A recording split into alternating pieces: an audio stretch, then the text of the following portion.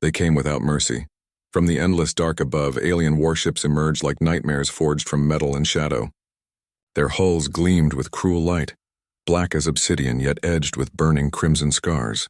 Each vessel bristled with weapons that shimmered with cold hunger, like predators ready to strike. New Horizon, humanity's proud colony on the edge of known space, never stood a chance. By dawn, the colony had been alive with joy. Children had been chasing each other through hydro gardens filled with green life, their laughter echoing beneath glass domes that shimmered under the sun. Miners had been returning from shafts carved deep into alien rock, their faces dusted with hope and the promise of a brighter tomorrow. Families had filled the plaza, merchants selling food grown from Earth's seeds transplanted across the stars. It had been a normal day, a beautiful day, and then the sky split open. At first they thought it was just another storm rolling in from the far reaches of the alien world, but no storm glowed with burning streaks of metal. No storm carried the roar of engines that could shake the ground itself. When the first shadow fell across the colony, people froze, staring upward, hearts pounding with questions they would never have the chance to ask. The ships descended with mechanical grace, vast and merciless.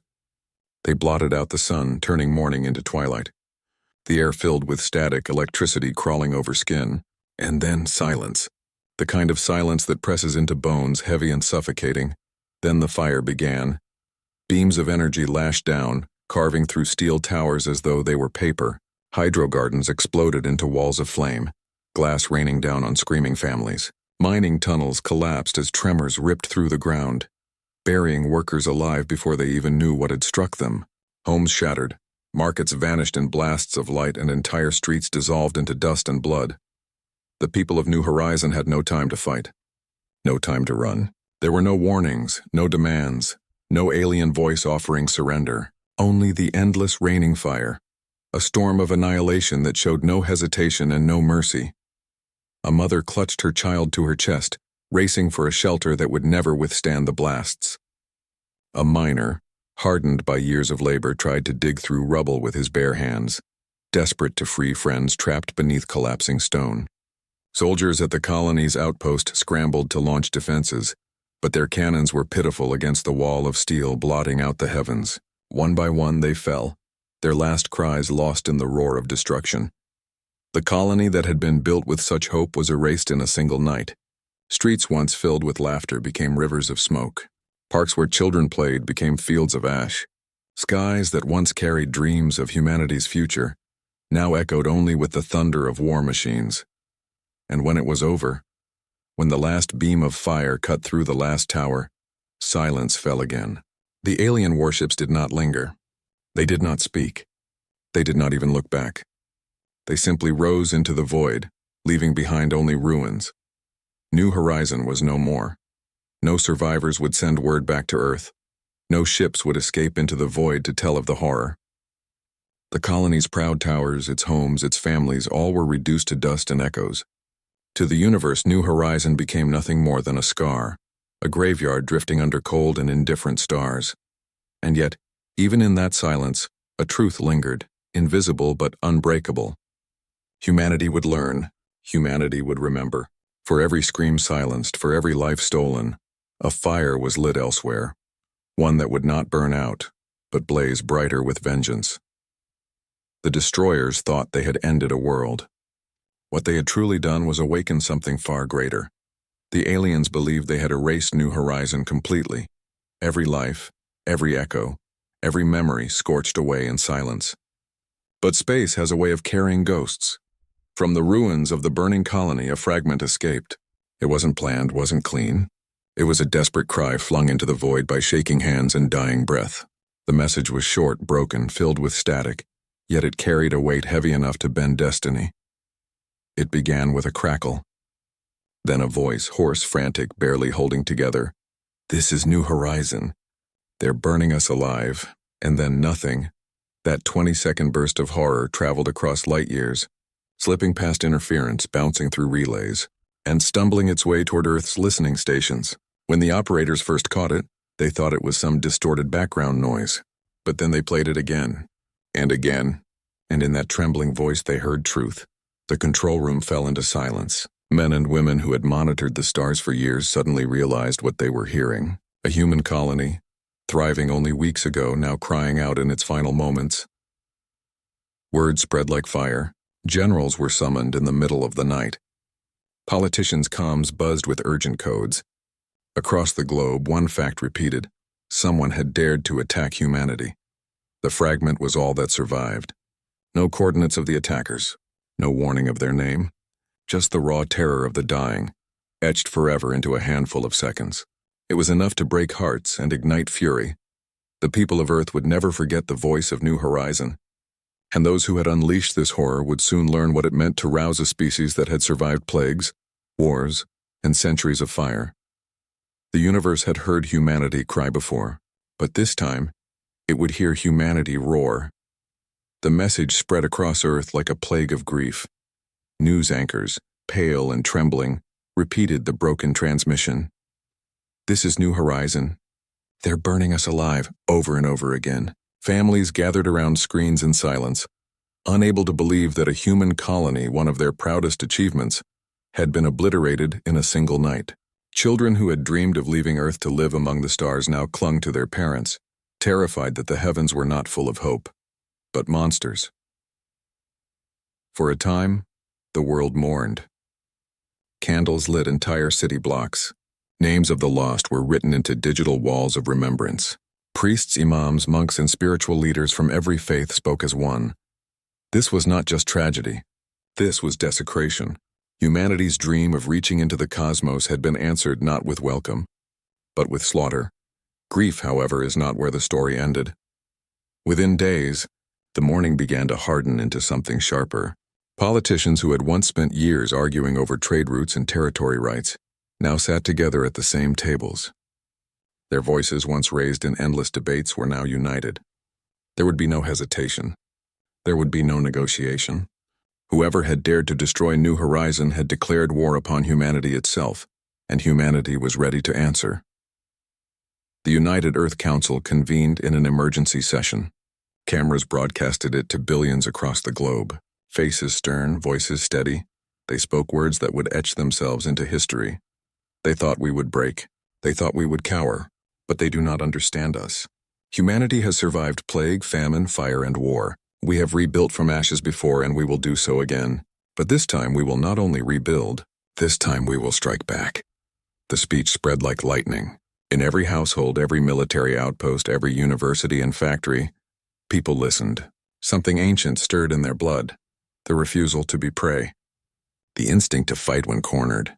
The resolve to endure no matter the cost. On the streets, grief turned to chants. First whispered, then shouted, "New Horizon! New Horizon!" It became more than the name of a colony. It became a war cry.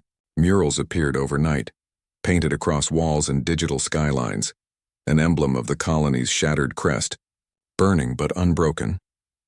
Mothers who had lost children swore they would give their surviving sons and daughters to the fleet.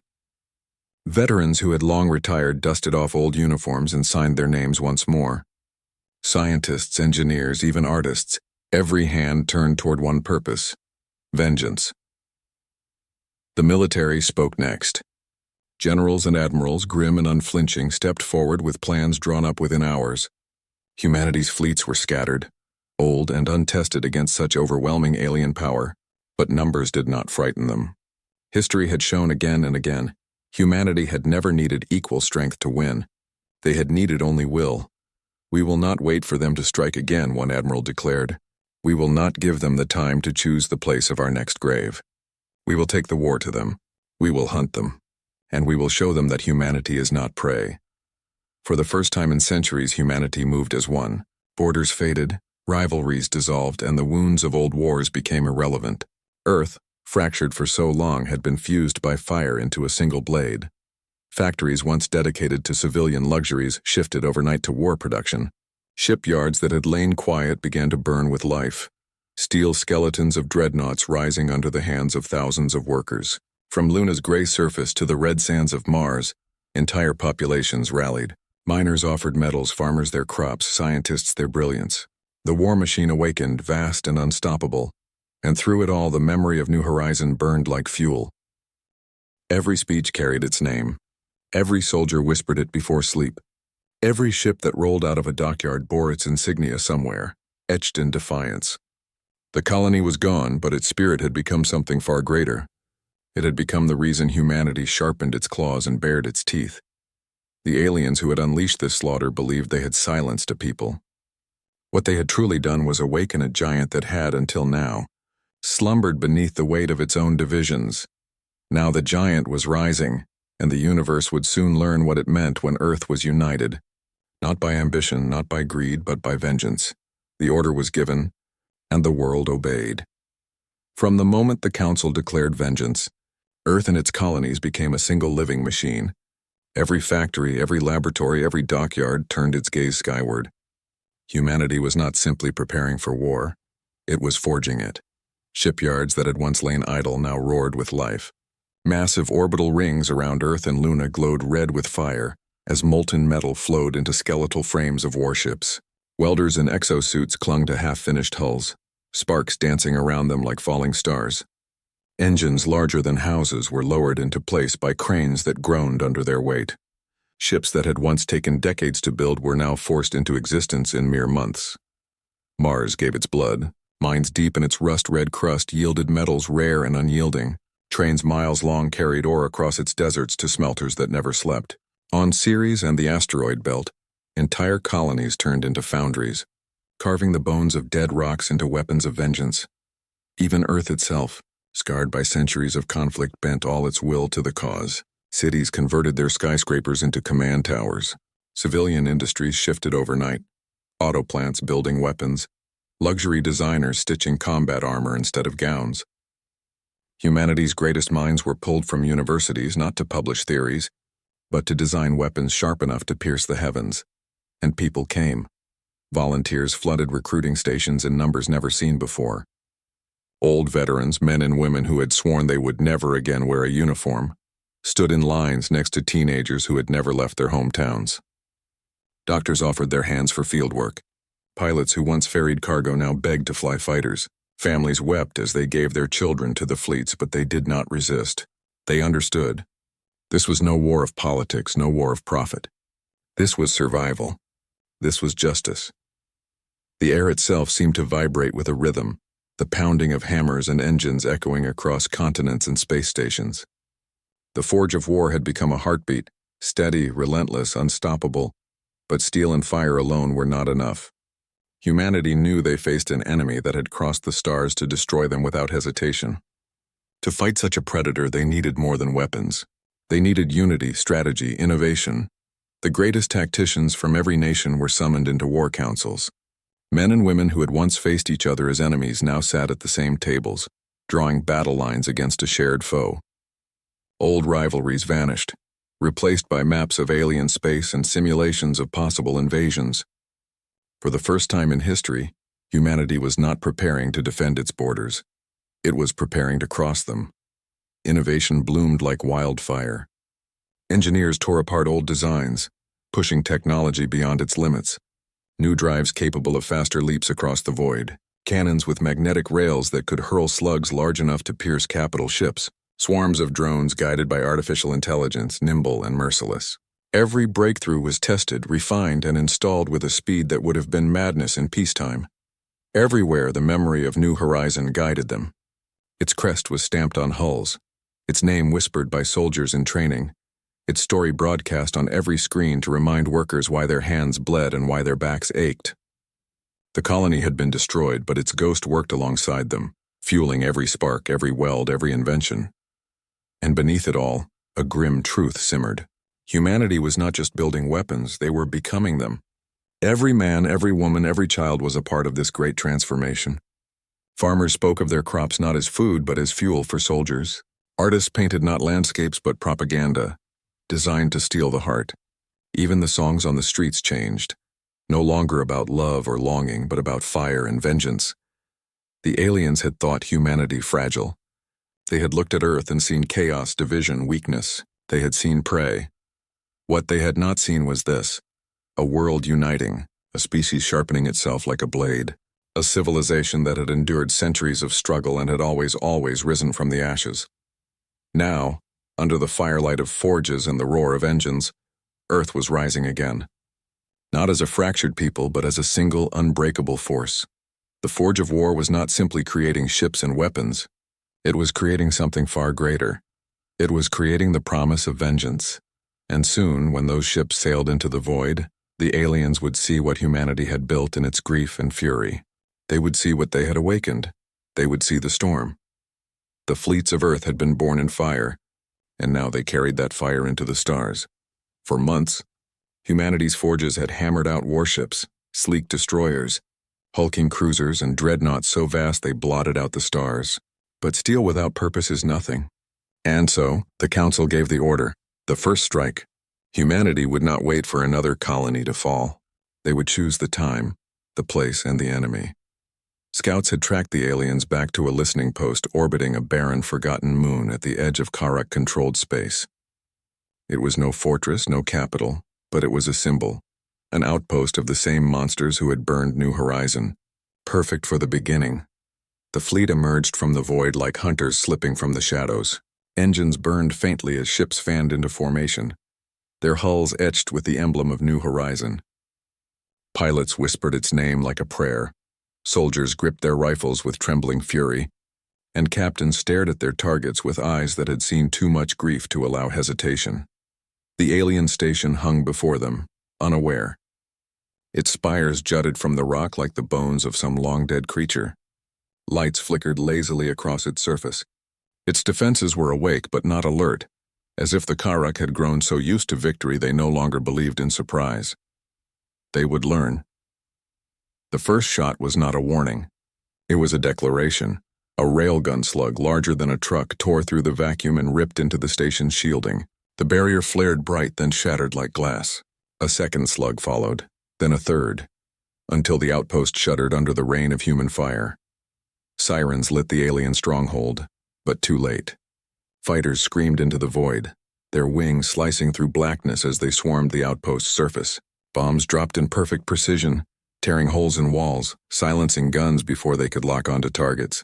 Infantry pods streaked down like meteors, slamming into landing bays with thunder, their doors bursting open as human soldiers charged out, rifles blazing. Inside, the corridors became chaos. Alien warriors, tall and armored in crimson plates, roared as they clashed with the intruders. But the humans were not afraid. They fought with the fury of those who had lost everything. Grenades cleared rooms, rifles cut through armor, and blades found their mark when ammunition ran dry. Every step forward was claimed with blood, every hallway painted with vengeance. Above, the battle raged just as fiercely. Alien frigates scrambled from their docks, but Earth's fleet encircled them. Lasers lanced across the void, shredding hulls. Drones swarmed like angry hornets, overwhelming defenses with sheer ferocity. One by one, the alien ships erupted in flames, their wreckage scattering like broken teeth across the stars. The humans did not retreat. They did not falter. They pressed forward with the relentlessness of a storm, until the station itself began to crumble. At last, the command center fell. Human Marines stormed the heart of the outpost, tearing down banners of the Karak and planting the shattered crest of New Horizon in their place. A silence fell then, not of peace but of triumph. The survivors among the aliens watched from the shadows of their burning station. They had expected prey, weak and soft, begging for mercy. Instead, they had met predators, humans who fought not for conquest but for vengeance. Humans who had come to remind them that no crime goes unanswered. When the order was given to withdraw, the fleet left nothing of the outpost but drifting wreckage. The barren moon now circled a graveyard, a silent monument to the day humanity drew first blood. Back on Earth, when the news reached the people, cities erupted in thunderous cries. Bells rang, fireworks exploded, voices shouted into the night. For New Horizon! It was not the end of grief, but it was proof that vengeance had begun. The galaxy had heard humanity's first whisper of war. Soon, it would hear their roar. The wreckage of the listening post drifted silently in the void, flame still licking its shattered bones. For humanity, it was a first victory. For the aliens, it was the first time in generations they had tasted fear. At last, Earth learned their name. They called themselves the Karak, a warrior empire whose banners had flown over conquered stars for centuries. To them, war was not survival. War was a way of life. They did not build, they did not share, they did not coexist. They consumed. Civilization after civilization had been crushed beneath their fleets, their worlds stripped for resources, their people slaughtered or enslaved. The Karak had grown drunk on their power. They had crushed so many, so easily, that they no longer believed resistance was possible. To them, humanity had been just another prey species, fresh soil to burn, another weakling race whose screams would echo briefly before silence reclaimed them. But the Karak had made a mistake. For the first time, their arrogance had blinded them. They had struck at New Horizon not as part of some grand strategy, but as a demonstration of dominance. To their commanders, it had been nothing more than a lesson, a warning to other young species watching from the shadows. See what happens when you step into the stars. See what happens when you forget who rules this galaxy. They had expected humanity to cower. They had expected Earth to retreat into its cradle, hiding behind fear. They had expected weakness. What they found was fury. The first reports of humanity's counterattack stunned them. A listening post obliterated, an entire garrison slaughtered. Karak commanders who had once sneered at the mention of humans now sat in tense silence as recordings played. Railgun slugs ripping through their shields. Human marines carving through their warriors with relentless ferocity.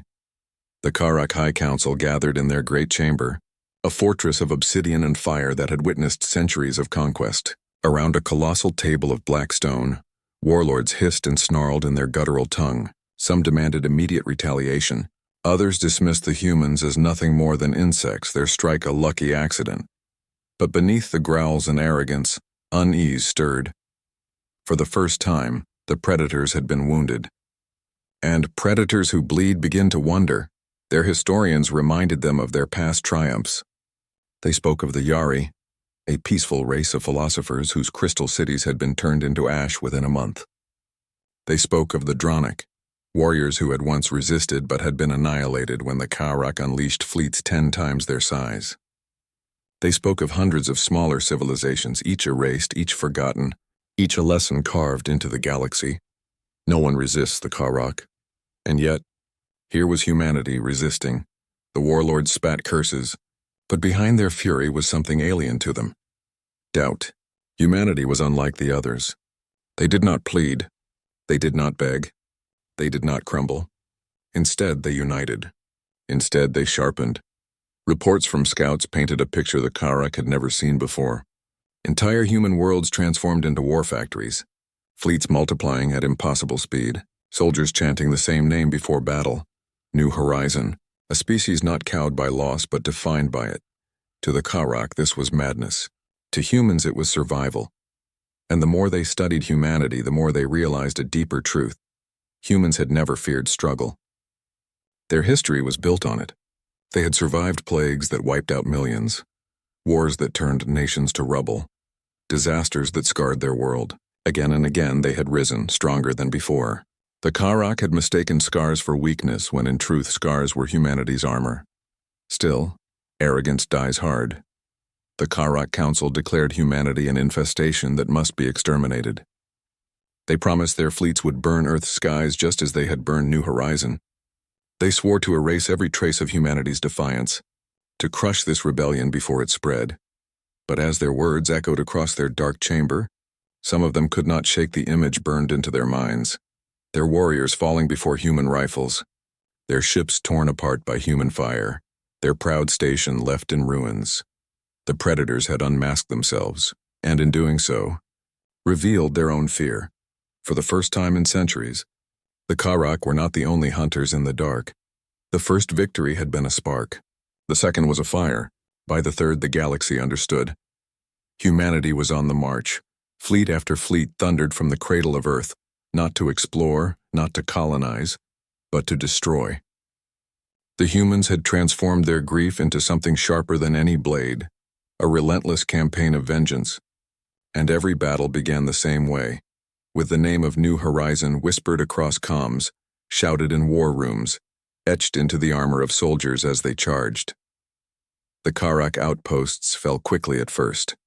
Stations that had loomed like sentinels over star systems crumbled under railgun fire and drone swarms.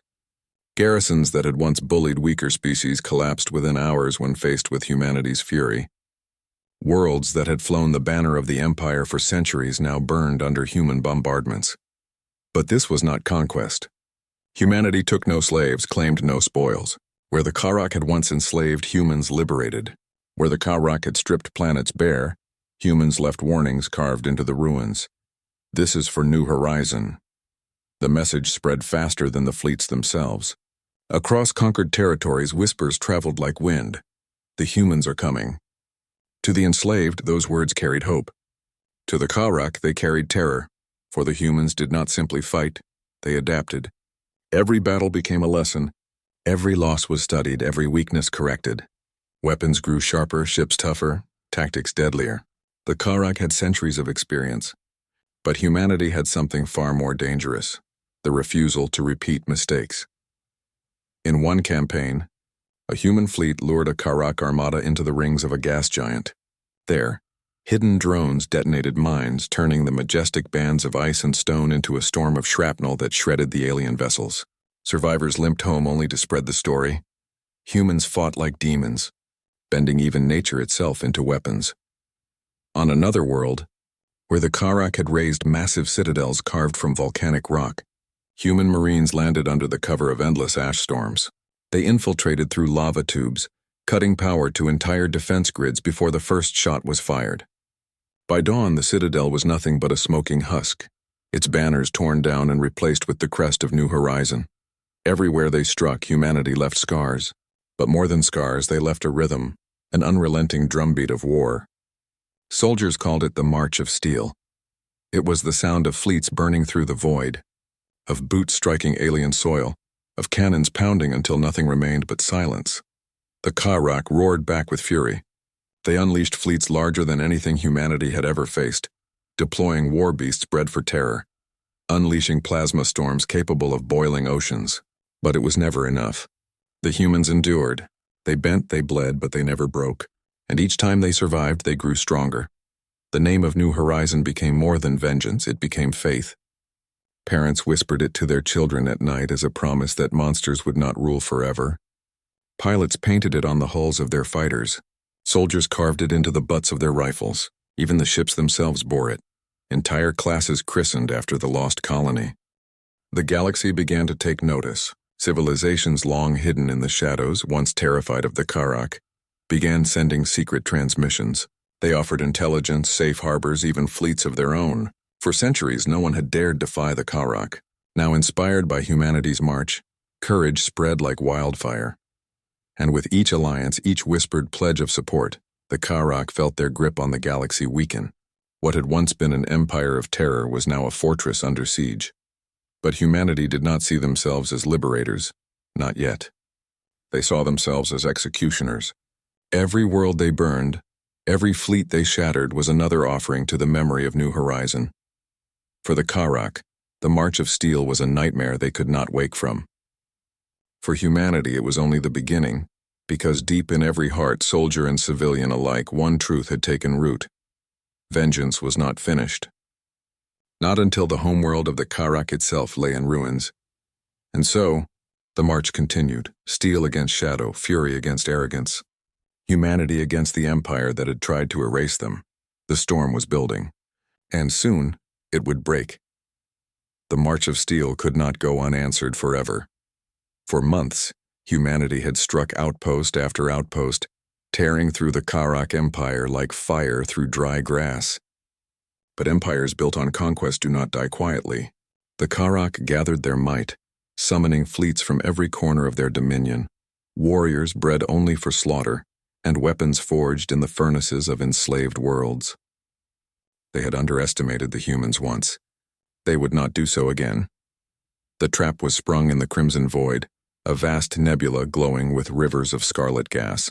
Scouts had whispered of supply lines hidden there, vulnerable and ripe for the taking. Humanity's fleets surged forward, eager for another strike. But when they emerged from the mist, they did not find supply lines. They found the full wrath of the Karak waiting.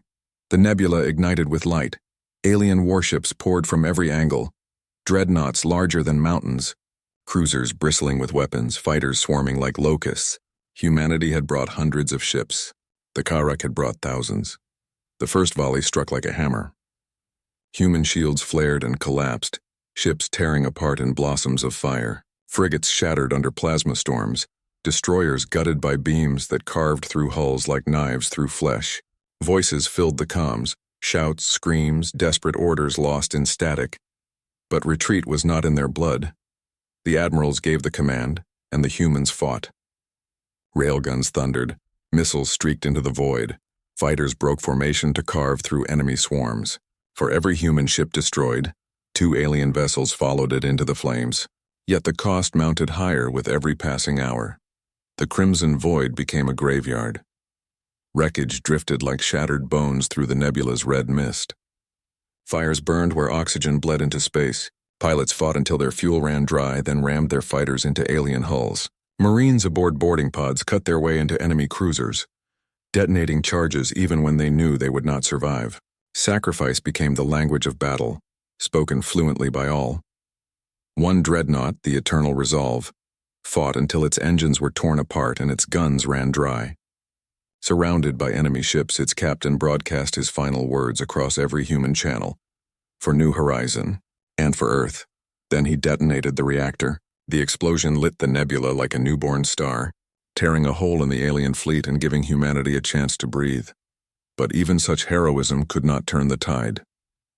By the third day, the battle had become a nightmare of attrition. Human fleets were scattered, communications fractured, ammunition dwindling. Commanders weighed impossible choices: hold the line and die, or withdraw and abandon comrades to slaughter. Neither option felt like victory. The Karak roared in triumph, their warships pressing harder, their warriors taunting over open comms. They believed they had cornered the humans at last, that the prey had finally reached its limit. They called it the breaking point. And in a way, they were right. Humanity was breaking, ships torn apart, fleets decimated, soldiers bleeding out on shattered decks. But breaking did not mean shattering. Breaking meant bending. Breaking meant hardening. Even in the darkest hours, the humans refused to yield. Admirals reformed scattered fleets into new formations, turning wreckage fields into traps using drifting husks as cover. Pilots flew suicide runs through the nebula's storms, guiding enemy squadrons into magnetic currents that fried their systems. Soldiers fought in zero-gravity ruins, stabbing with bayonets when their rifles clicked empty. It was chaos. It was slaughter.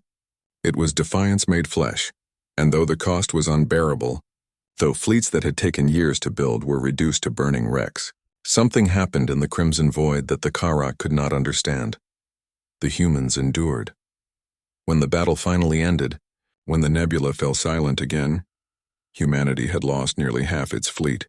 Entire divisions were gone, names that would never be spoken again except in mourning. Yet the Karak had paid dearly too. Their thousands had been reduced to hundreds, their pride torn apart ship by ship, fighter by fighter. It was no victory. Not in the traditional sense. But it was not defeat either. It was survival, bought with blood and fire. And survival was all humanity ever needed. The Crimson Void became more than a battlefield.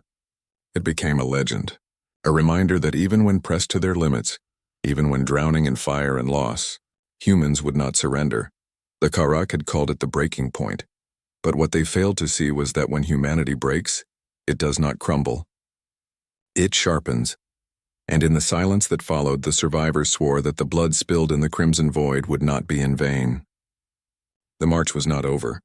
The storm was not done. The breaking point had only made humanity more dangerous. The Crimson Void had nearly broken them.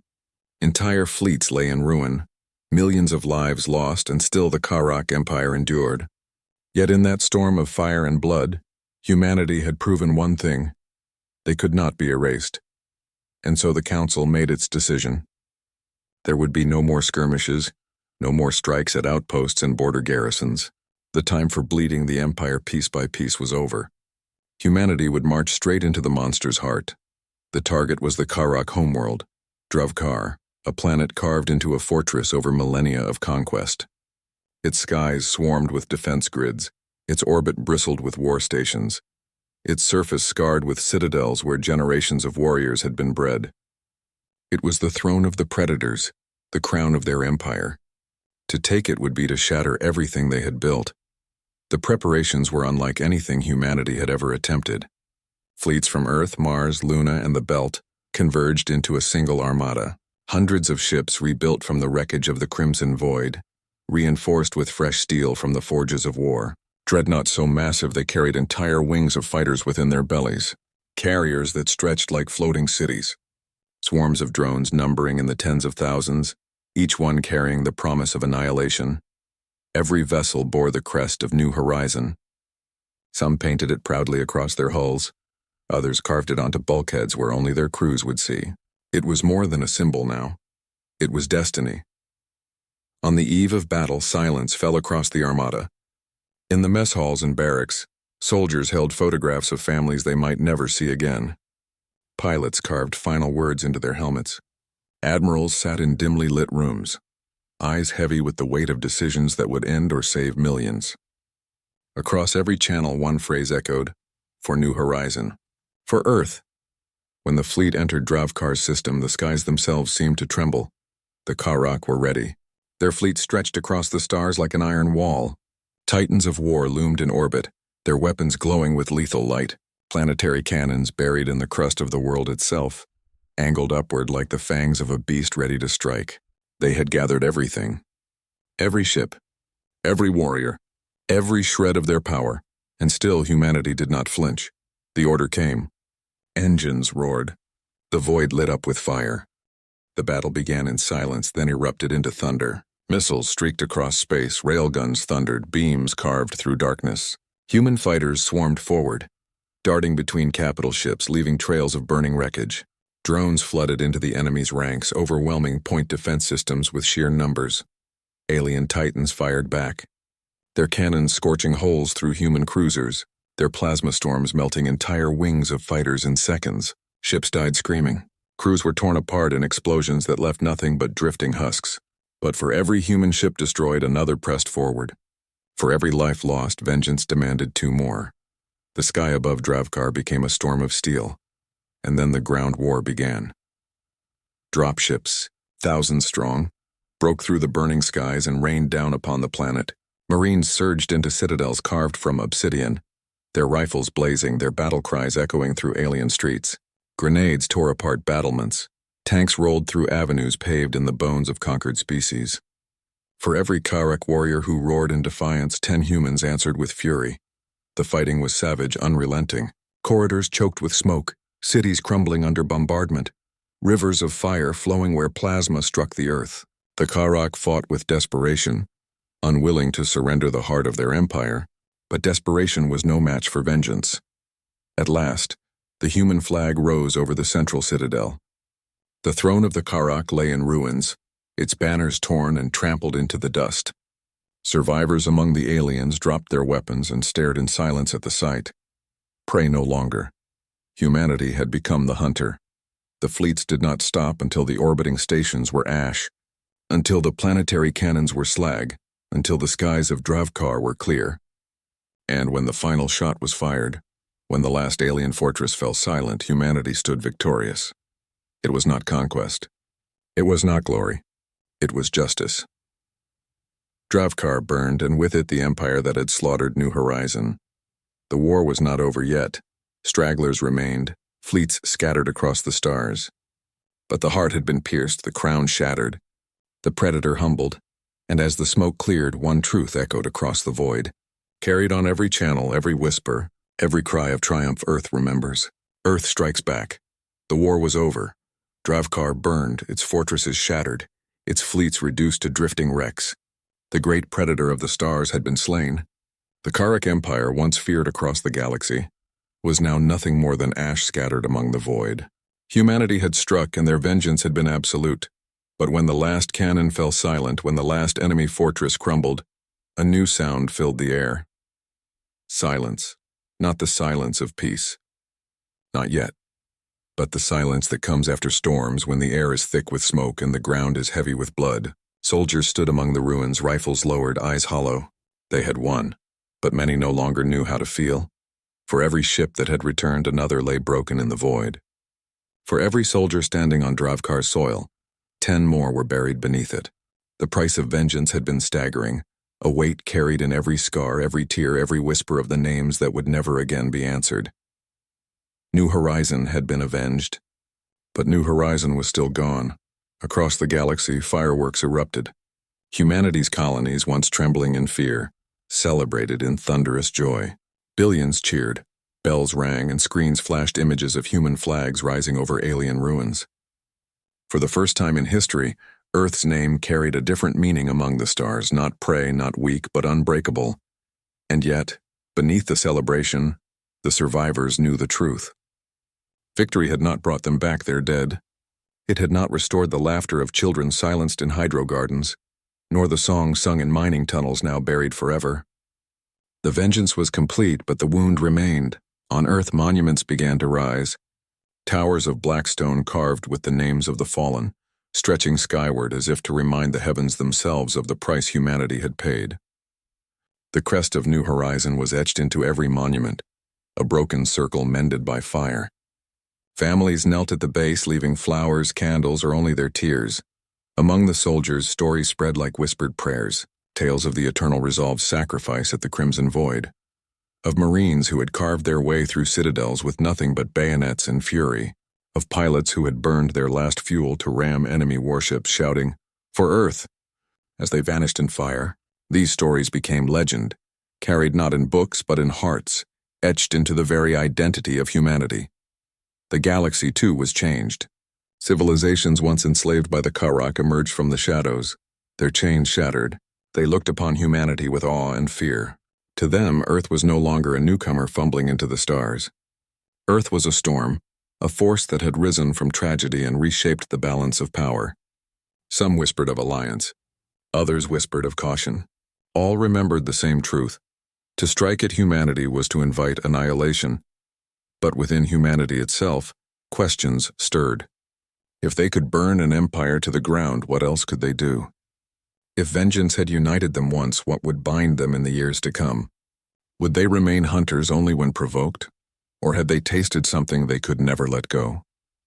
For the soldiers who walked the ruins of Dravkar, the answers did not matter that day. They moved through the silence, their boots crunching over alien ash, their eyes haunted. Some sat in the wreckage and wept. Others lifted their heads to the stars and whispered the names of the lost. Many said nothing at all, and yet through the grief a quiet strength pulsed. Humanity had endured. Humanity had risen. Humanity had answered fire with fire and proven to themselves and to the galaxy that they would never again be prey. In time, peace would return. In time, ships would carry settlers instead of soldiers. Children would laugh again in gardens not made of glass but of living, breathing earth. The scars of war would heal, though they would never truly fade. But for now, in the silence after vengeance, one truth remained.